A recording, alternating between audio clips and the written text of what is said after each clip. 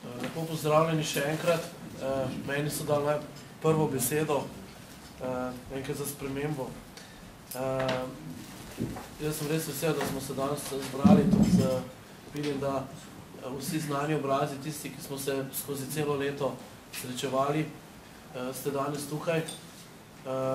Mislim, da je prav, da v tem klepetu, ki smo si ga nekako zamislili, da bi bilo zelo interaktivno,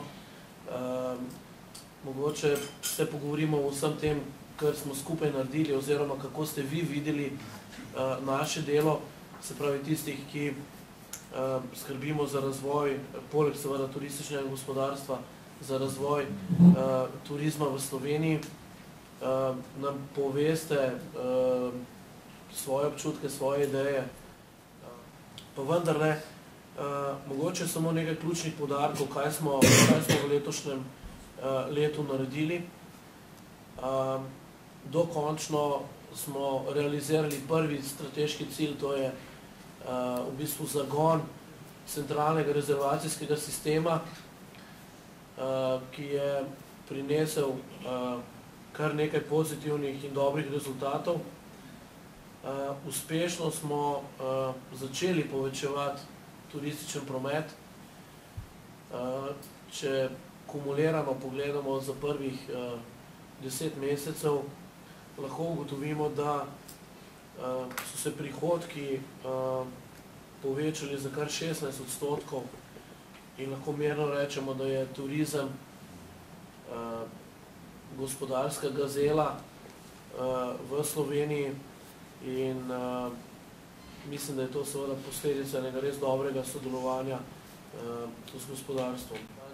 V petek naju je z gospodom Picigo obiskal predsednik European Travel Commission, gospod Ober Ascher, in nam kot prvim predlagal,